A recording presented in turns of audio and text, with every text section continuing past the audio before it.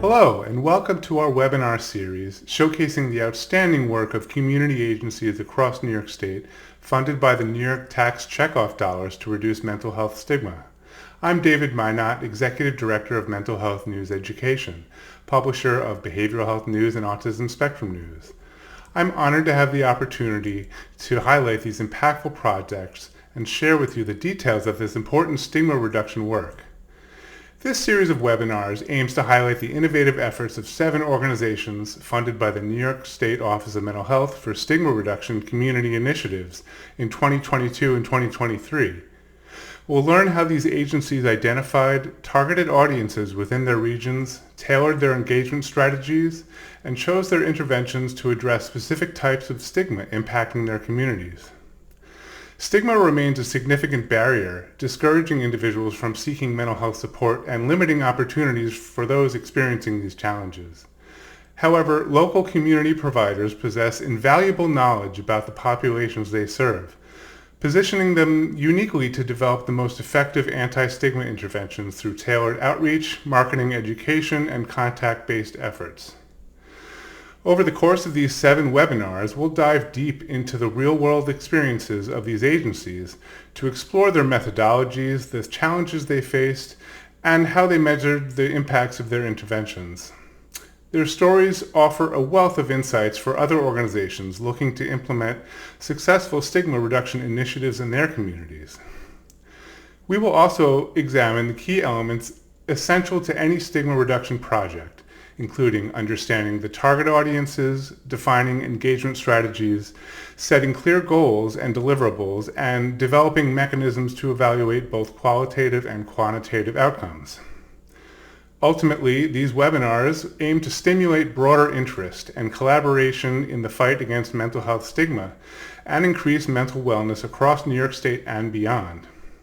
We will include contact information at the end and encourage you to reach out to today's speakers to discuss how you can replicate a similar project in your own community. By fostering community coalitions, we can amplify our collective efforts and drive meaningful change. Today, you'll be hearing from Lisa Principio, Children and Youth Single Point of Access Coordinator for Yates County Community Services, and Andrea Paul, Manager of the Yates Inclusive Network supporting youth and families towards growth, health, and teamwork, also known as INSYGHT. Once again, thank you for joining us and enjoy today's presentation. We are here to talk about the Yates County Mental Health Awareness and Stigma Initiative that we completed. It's been almost a year ago. I think it was from June of 2022 to June of 2023. That's counting backwards for me, not good with that.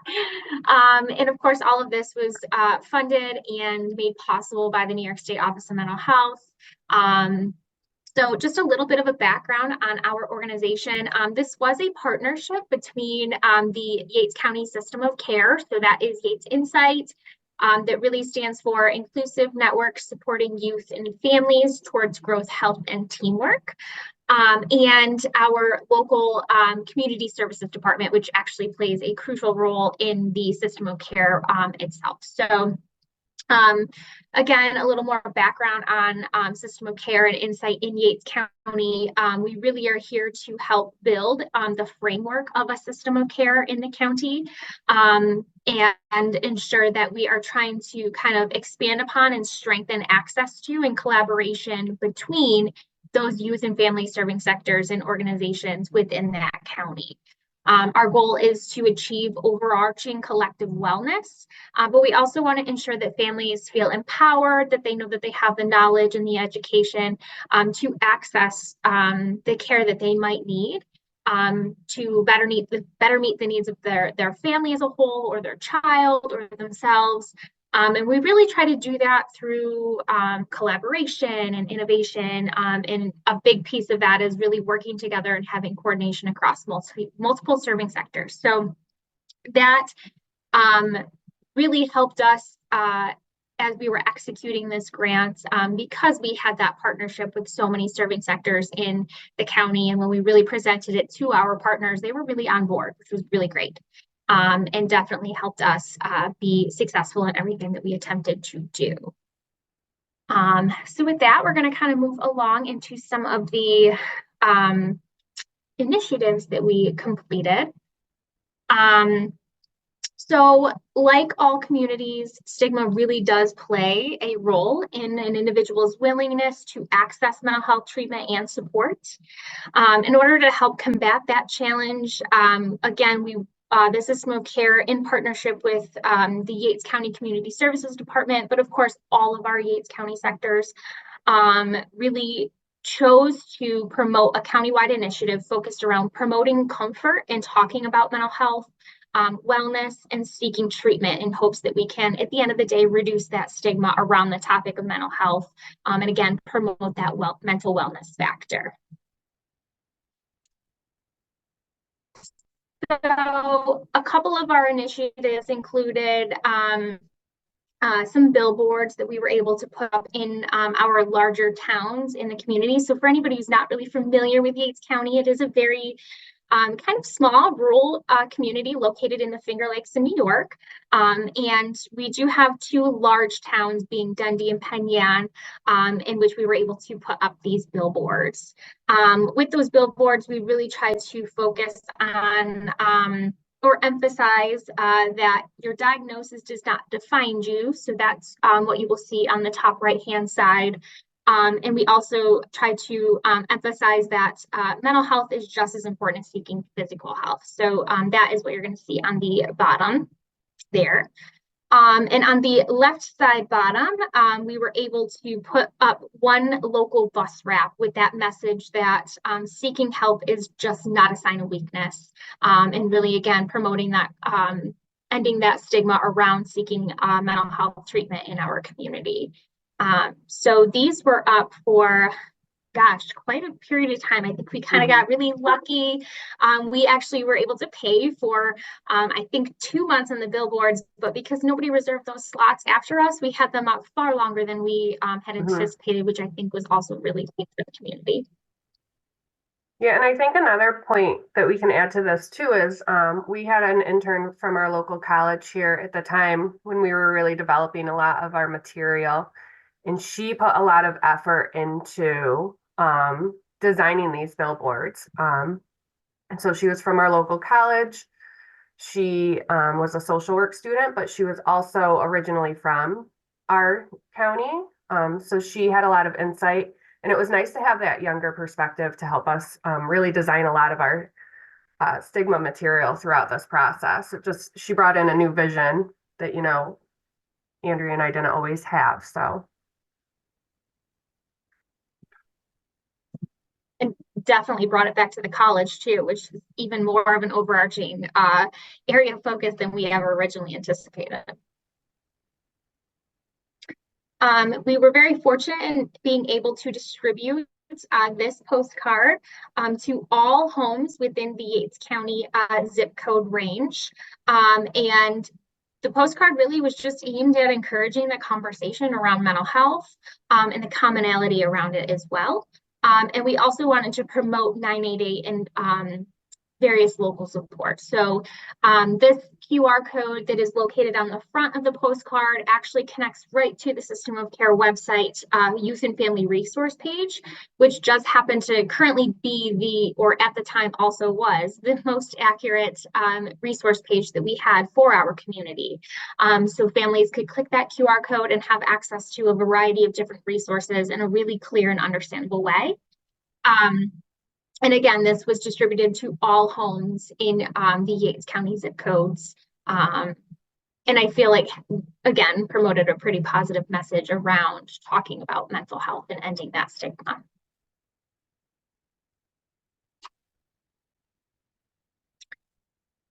We were able to use funds in creating and distributing 225 posters across our county. With various messages on them around mental health, language, stigma reduction techniques, Again, the ones that you'll see on the screen are just 3 of the many that we had located countywide. I mean, these were in our county buildings, so Department of Social Services. So families and individuals were seeing these when they were coming in and applying for TANF or food stamp assistance.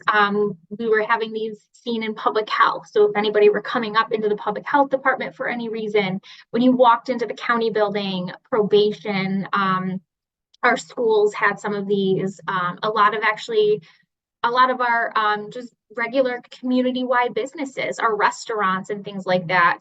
We really tried very hard to disseminate these across the county as widely as we could so that people were seeing them in all realms of their day. And again, all of them did have that QR code as well that linked directly to our website for easy access to any resource that they might need. And again, too, opening that way. So if you can't find the resource on that website, it has the opportunity for families to connect directly with somebody within the system of care, typically Lisa or myself, to help point them in that right direction in a non-judgmental way. Yeah. Lisa, do you want anything? I was just gonna say, like, we put them up in doctors' offices, all of our outpatient clinics, grocery stores, laundromats. We really plastered the whole community.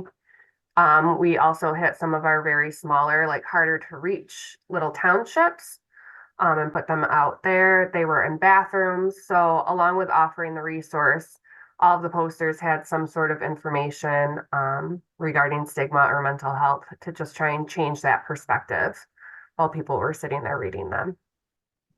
And I can say we started putting these up almost a year ago, and they are still, you can still find them in various locations throughout the community. So it's something that has stuck and continues to be something that people see and are familiar with.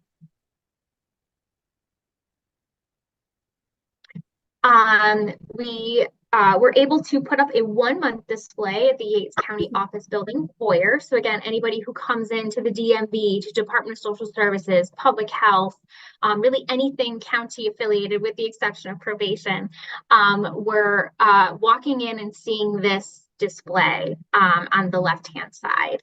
And it really, again, just promoted the education on the prevalence of mental health, the impact that stigma has on a community, and access to local resources. We were also able to push a wide social media campaign with boosted messages, again, around mental health, stigma, and resources. And those boost funds allowed us to reach an additional 46,000 individuals in and around Yates County. So we were able to target the individuals that we're seeing and having access to those boosted messages and reaching more people in Yates County through our social media pages. Just with this, like, so we really focused our whole stigma campaign around the month of May for Mental Health Awareness Month. So a lot of the posters went up throughout the community in April prior to May, and some in May, just to get them ready. The billboards were up then. We had tabling events throughout the community. And then we really pushed a lot of information and boosts through social media that month. We really wanted it to be a very like focal point of the month throughout the entire community to get people talking about it. That middle one is one of our largest, hottest restaurants and ice cream places in town offered to do a specialty sundae for the month of May. So they did self-caramel sundae with and they have probably one of our biggest followings on social media for businesses in our town. So it was really nice to partner with them because they have a huge following. So they put out different things about mental health awareness, which reached their entire following. They also wore our shirts. They did Chalk the Walk. They really helped push the word through that month of May. Yes, can't thank Seneca Farms enough for their support in this project and this initiative and their willingness to partner with them and create a sundae and even ordering in specialty products for that sundae and really pushing it throughout the entire month. One of our, like Lisa had said, one of our biggest pushes was through the month of May in honor of Mental Health Awareness Month. And particularly, we aimed to celebrate Children's Mental Health Awareness Day. In that, we were able to order and distribute 640 Mental Health Matters t-shirts across the community. And everybody aim to wear them on Mental Health Awareness Day. And we encouraged pictures. We had so many pictures coming in and being tagged on our social media. It was really great. And some of our partnering organizations even, offered kind of an incentive for their employees to wear it more frequently. They would kind of allow a dress down day for employees throughout the month to wear their Mental Health Matters t-shirts more and beyond just Children's Mental Health Awareness Day. And throughout the next couple of slides, you're going to see the many partners that we had in willingness to show support and wear Mental Health Matters t-shirts.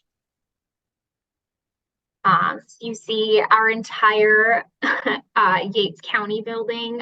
So again, all of those Department of Social Services, public health, our probation departments. Gosh, what am I missing, Lisa? So much is encompassed in the Yates County office building. All three of our school districts requested shirts. I gotta say, initially, I forget what our first number was. We ordered like 400 or 500 shirts, and Andrea and I were both like, "Oh, are we going to be able to get rid of these?" We had such a response that we took the rest of our money that we did have reserved left over and ordered another set of shirts. And we honestly still have people asking us, "Do you guys still have any of those left?" So we were shocked that we were able to distribute the amount that we did. We had some of our large manufacturers request shirts and wear them. Our whole county building, a lot of people requested them, different departments. A lot of our outpatient clinics, other providers in the community that serve a lot of our families and youth, our Chamber of Commerce, doctors' offices. We had a really great response. Yes, we did. I know, and then this one again, CAMPAC, which is a huge organization that we have in our community manufacturing business. We had our first responders, so our ambulance crews and volunteer firemen were wearing these t-shirts on this day. Some of our local diners, again, a family-owned diner right down in town, as well as our partnership with that ice cream stand and diner that we use. They all had those t-shirts. Our daycares or our early childhood centers that we have in the community. We were just really taken back by the number of people who wanted to participate and wore these shirts all day and throughout the month. And I still see them all of the time now as well. Yep. So some of our Rotary, like we had a Rotary group that requested them. Yep.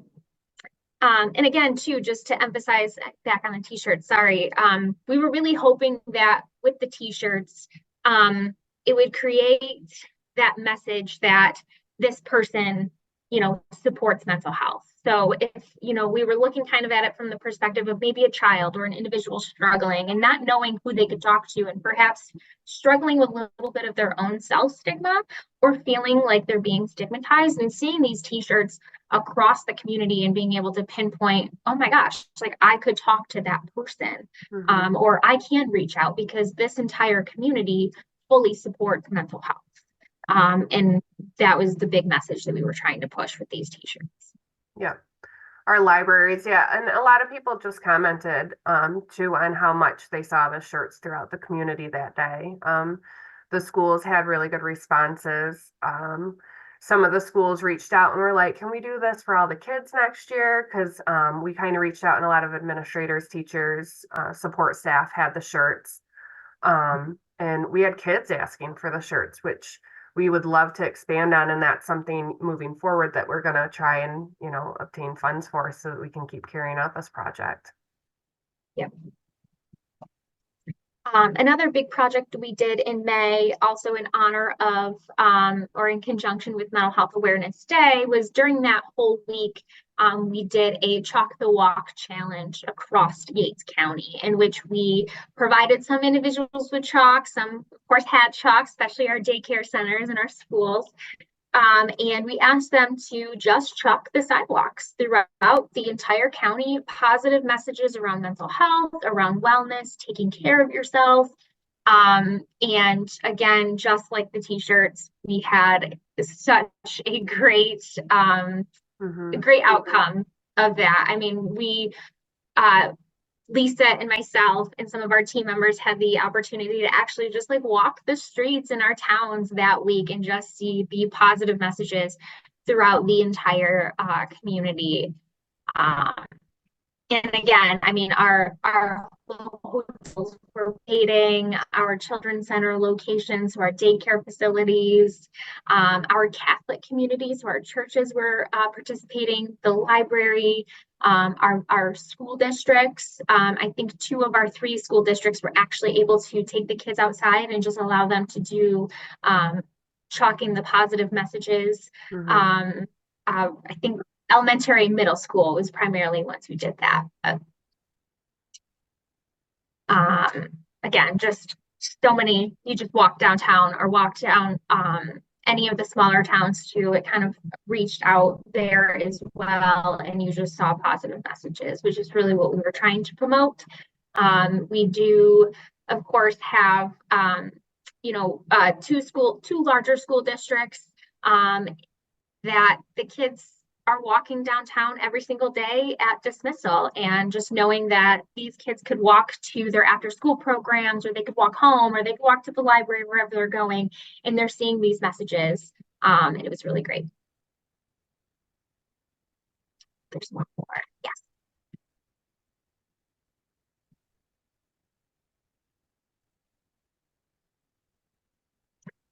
So that's really a wrap on the initiatives that we completed. Again, we were really trying to primarily target, all residents in Yates County, but specifically on those children and youth and adults and families in our migrant communities or our Mennonite communities, and those individuals that might be in a middle to higher socioeconomic class. Only because, after some thought and some work group involvement, we really, came to the conclusion that these individuals might not actively seek that necessary mental health treatment due to cultural or environmental stigmas. And we also wanted to put an emphasis and target those individuals in the LGBTQ plus communities who might face limited access to stigma-free treatment within their community.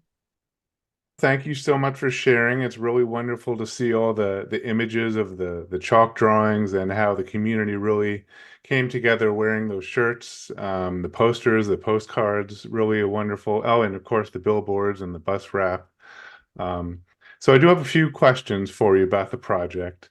So which type of mental health stigma, such as self-stigma, public stigma, structural stigma, institutional stigma, which type do you feel your work has been the most effective at positively impacting? I feel that we were able to positively impact a couple different realms. Of course, we were really looking to impact that self-stigma. So hoping that some of these positive messages the individuals were seeing in the community, just that education would help maybe eliminate some of the negative attitude or shame that one might feel in seeking mental health treatment or support for their own conditions or struggles. Of course, we had a public impact. Again, we were taken back at just the way that the community took on this initiative and really showed their support and their views for individuals with mental illness, encouraging that framework of community support for individuals who need help, and knowing that this community supports individuals and you can reach out to any of us and we are here. And again, too, we also we included individuals with lived experience to help kind of promote some of that awareness and awareness around mental health prevalence and emphasize that normalization across youth and family serving organizations. So again, we hit that kind of that structural piece as well. Wonderful. What were the anticipated results or deliverables that you expected from this project? We were really just kind of aiming to see an increase in the number of individuals within our community who reach out and engage in mental health affiliated supports and services, and also knowing that they feel more comfortable and confident in being able to do that, or just being in their community as they're navigating their own recovery from mental health challenges. Lisa, do you want to add anything to that? I think the pandemic really brought about, and like afterwards really brought about a little bit more of a talk about mental health. But our community is very rural. It's not always something that's talked about in our community. And so I think when Andrea and I applied for this grant, one of the biggest things we really wanted to do was just get our community talking and see if we could make people more aware that like mental health is here and it is okay to talk about. And so I think one of our big hopes is just to see if people would participate, and they did. It was amazing, the feedback that we got. And honestly, we expected it from our outpatient clinics and all of our agencies that we partner with for children and family.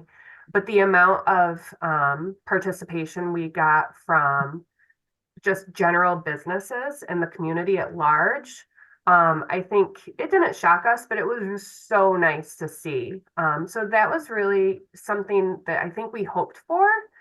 And it was really great at the end to actually see that happen. Yeah, it's so wonderful to get the community involvement in a project like this, and important, really.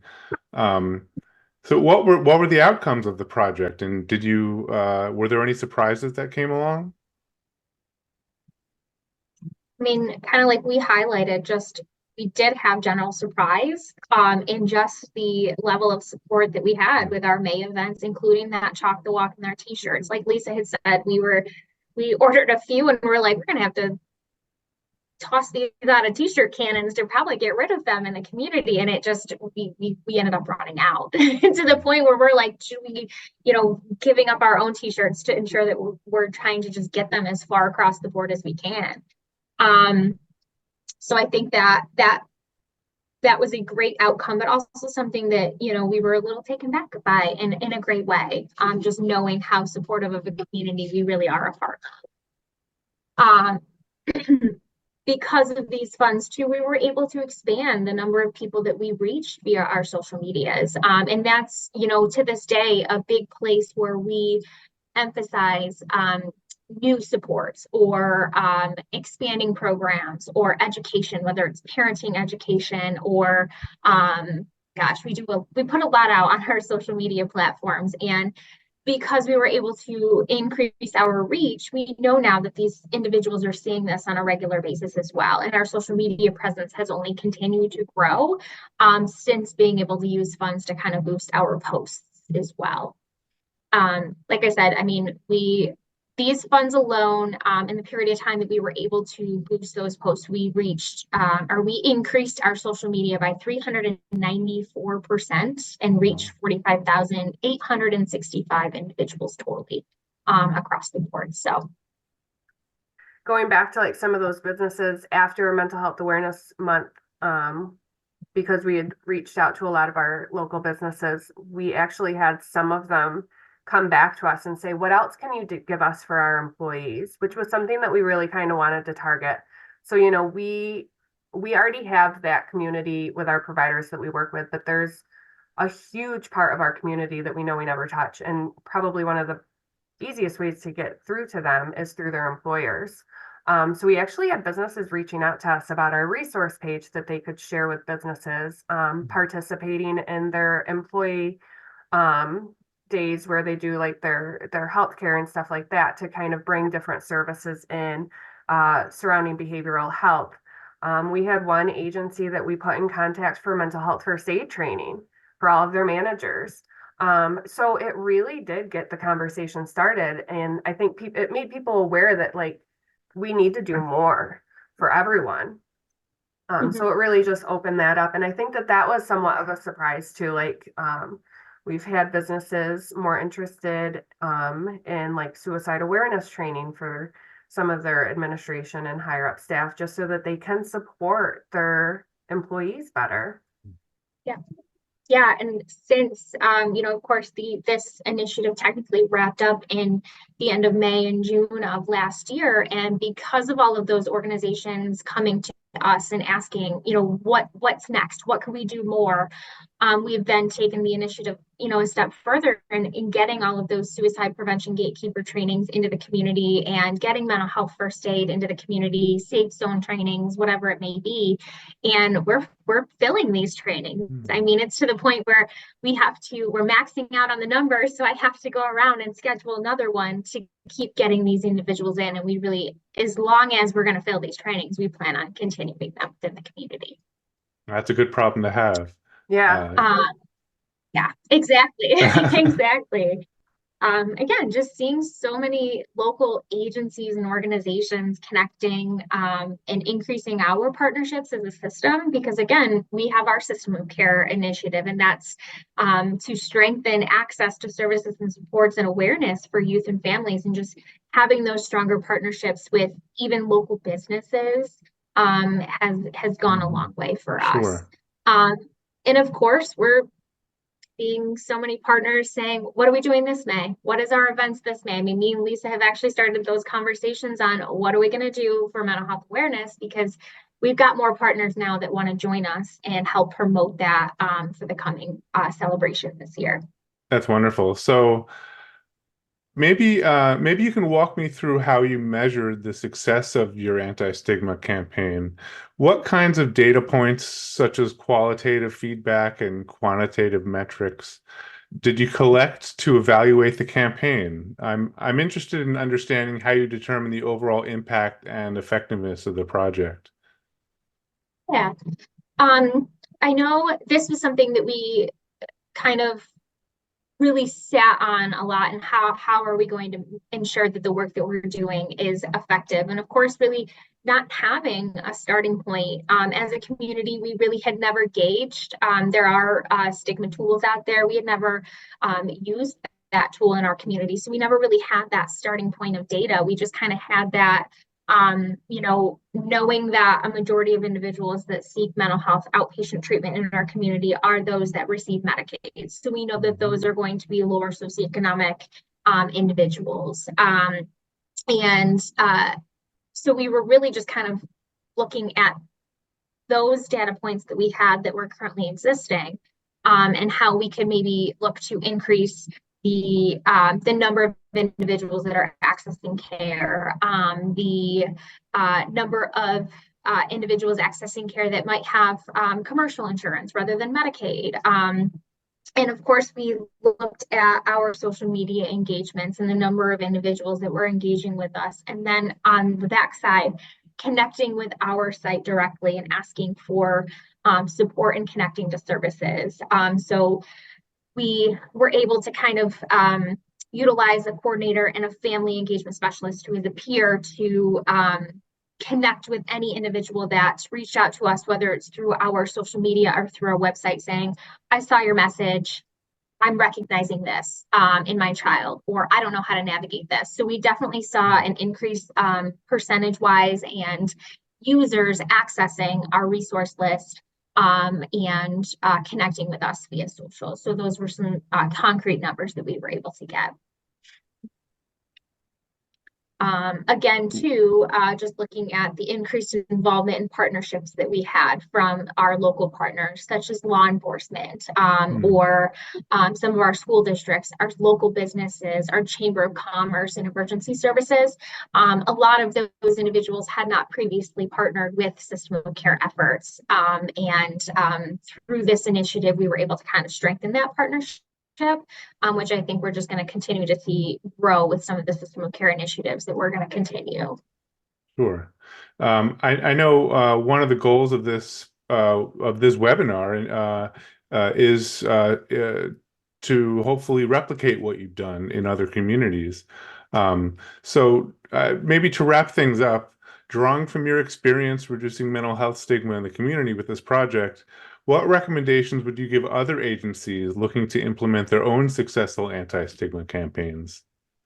I think my first biggest recommendation is just that no matter how big or small the effort is, you're going to make a difference. I mean, like I said, we as a community had never really formally gauged our stigma, via a standardized tool, but we knew, like Lisa had said, the conversation wasn't always there.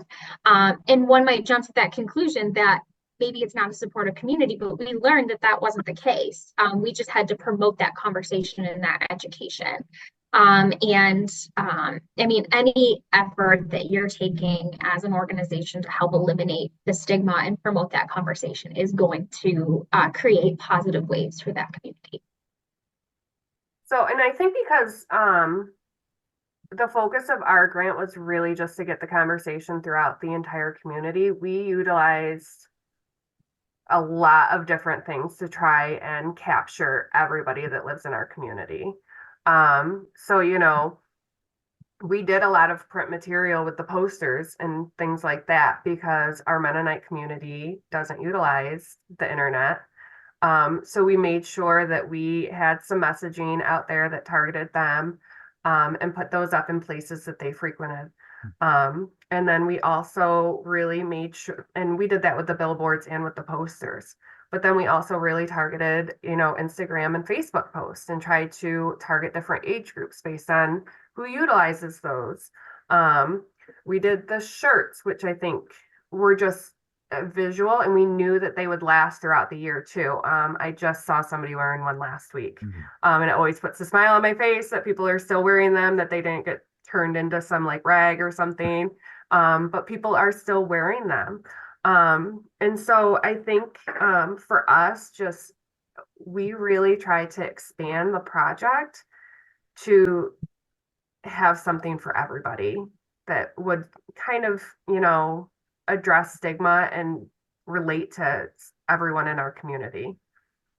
Yeah, just really hoping that it was that hook for anyone in a given moment. And like Lisa had said, I mean, we worked with our public health department, who really has the strongest relationship with our Mennonite community, and ensuring that our messaging was as appropriate and culturally relevant to them as we could, so that we were hitting the mark with them. And again, targeting those individuals that are on social media so frequently, wherever people were going, they were hopefully able to see a message and something that resonated with them. Absolutely. Well, it was a pleasure speaking with both of you and learning more about this project that you guys have done.